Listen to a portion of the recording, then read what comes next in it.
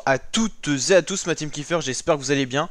Aujourd'hui pour cette nouvelle vidéo, on se retrouve pour le résumé complet de l'étape 8 de Paris-Nice 2022. L'étape 8, c'est la dernière étape, l'étape finale de cette édition 2022. Une étape qui reliait la ville de Nice à la ville de Nice, donc des boucles dans les massifs montagneux autour de la ville de Nice. Très belle ville d'ailleurs, où on a pu avoir l'arrivée notamment sur la promenade des Anglais, mythique promenade de Nice.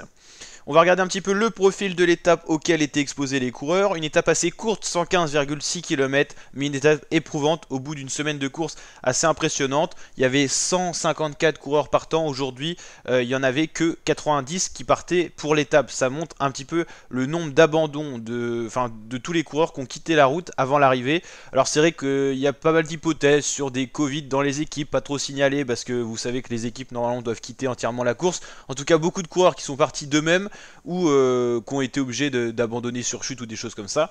Et en tout cas, peu de coureurs aujourd'hui au départ de l'étape. Aujourd'hui, on avait donc beaucoup de vallons, comme on l'a vu lors de la présentation de l'étape. Si vous voulez retrouver la présentation complète des cols, des difficultés du jour, des favoris, n'hésitez pas à aller checker la vidéo.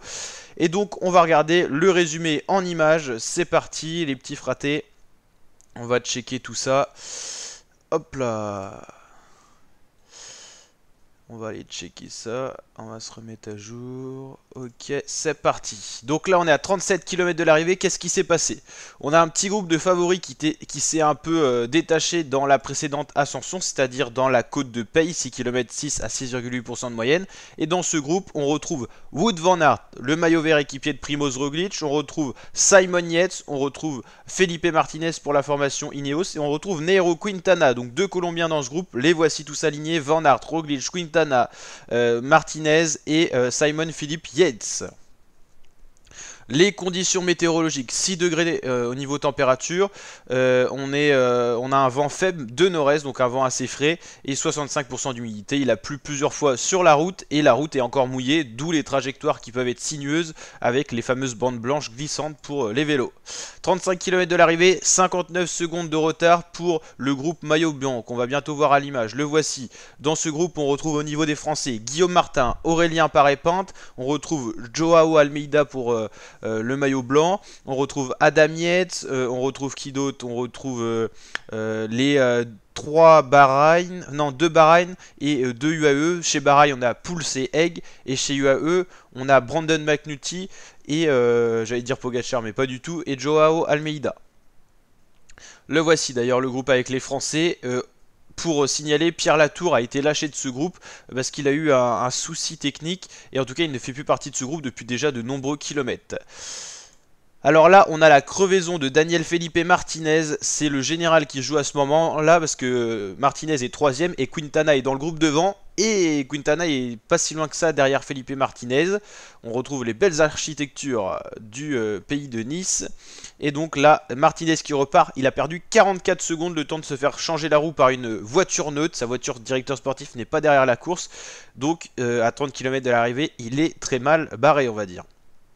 On retrouve donc un quatuor à l'avant, Van Aert, Yates, Quintana justement, et Roglic, et Martinez plus loin à 46 secondes. Il est quasiment au niveau du groupe des poursuivants au final. Donc voici les coureurs présents devant le groupe de poursuivants qui va reprendre Daniel Felipe Martinez. On le voit pas trop là, mais il est en train de se refaire reprendre. Il va pouvoir se reposer un peu parce qu'il était en chasse patate. Et là on voit la dernière difficulté de première catégorie, le col d'Aise, avec ses pourcentages à 13,5% de moyenne au plus pour la pente la plus difficile. Assez court au final, 6 km. Quand on regarde les difficultés qu'on peut avoir au Tour de France sur 15-20 km, c'est quand même plus court, mais les coureurs sont fatigués, c'est la dernière ascension du jour. Wout van Aert qui mène, Quintana qui attaque à plusieurs reprises. Lui son jeu c'est de lâcher au plus Felipe Martinez qui n'est plus dans ce groupe pour aller chercher le podium. Derrière ça accélère aussi dans le groupe des poursuivants, on voit Gorka Izagirre qui subit l'accélération, c'est le cas aussi de Joao Almeida qui craque, et devant Quintana rattaque à nouveau. Encore Quintana, 19 km de l'arrivée, encore 4 km pour le sommet, Quintana qui rattaque, et cette fois une attaque franche, c'est Simon Yates. Simon Yates, et plus personne peut le suivre, le coureur de la Bike Exchange, il part. Derrière ça c'est Adam Yates qui se sacrifie pour Felipe Martinez pour limiter au maximum la casse, ça marche bien, 37 secondes au final. Et Simon Yates qui se détache à l'avant, Van Aert qui explose, Quintana Roglic, le duo de poursuivants. A noter que Roglic n'est pas en capacité de suivre Simon Yates. Belle ascension aussi de Guillaume Martin, surtout de Stéphane Kung, le rouleur de la FDJ qui est là. Brandon McNulty avec son style particulier. Et Felipe Martinez qui roule maintenant. Adam Yates s'est écarté. On retrouve un trio qui s'est formé en poursuivant. Roglic, Quintana, Van Aert. Roglic en difficulté, il a le masque des mauvais jours, il n'est pas en capacité de suivre le premier coureur. Felipe Martinez et Guillaume Martin, et normalement il y a Brandon McNulty, mais on ne le voit pas trop derrière. Il y a un trio qui s'est formé en tant que poursuivant, troisième groupe. Et Van Aert prend en charge le groupe Roglic pour limiter la casse avec Yates. On rappelle que Yates est à 44 secondes au général à ce moment-là, il était à 47 au départ de l'étape, mais il a pris 3 secondes de modification au sprint intermédiaire. Donc il lui faut 44 secondes pour remporter le Paris-Nice, il y a 10 secondes à l'arrivée. Pour l'instant, il a 37 secondes. Il lui reste que quelques secondes pour remporter le Paris-Nice. On retrouve Simon Yates et Roglic. Le classement virtuel, Yates, il lui manque 24 secondes. Il reste 1,7 km. Est-ce que c'est faisable? Simon Yates toujours. Roglic en difficulté emmené par Van Aert. Toujours tête de la course, Simon Yates. Et les poursuivants un peu plus loin avec le trio Martinez, Martin et notre ami Brandon McNulty. Plus fort que Joao Almeida, l'américain, au final. Simon Yates qui bascule dans la descente. Et derrière, on retrouve un duo qui a réussi à lâcher Quintana dans la montée. Donc un duo de Jumbo-Visma. Est-ce qu'ils vont arriver à revenir sur des portions plus favorables, plus roulantes, plus descendantes? On sait que Van Aert et Roglic sont d'excellents descendeurs. Simon Yates un peu moins. Mais l'état de fatigue peut jouer aussi. Et donc à 10 km de l'arrivée, 26 secondes pour Yates. Ça va être compliqué d'aller remporter Paris-Nice. Et 1,32 pour le groupe du français Guillaume Martin. On retrouve Nairo Quintana qui va se faire reprendre par les poursuivants, mais pas les poursuivants, les Jumbo, mais ceux d'après, on va dire, le troisième groupe.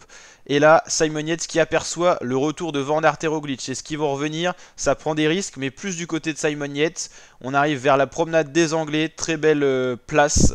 Et Simon Yates qui va aller s'imposer pour cette victoire d'étape, mais il ne remportera pas le Paris-Nice. On voit le groupe Jumbo-Visma qui arrive, qui finit la ligne éreinté, fatigué. Mais Van Aert a sauvé certainement le maillot jaune de Roglic aujourd'hui, conforte son maillot vert avec cette deuxième place. Et on retrouve un groupe qui s'est regroupé dans la descente avec Leknesund, McNulty, Stéphane Kung qui a fait une ascension phénoménale, lui qui est plutôt rouleur, pareil Pinte, Yon Izagirre, Guillaume Martin qui est juste derrière, Woodpool, Jack Egg, Martinez, Yates, voilà, ça s'est bien regroupé.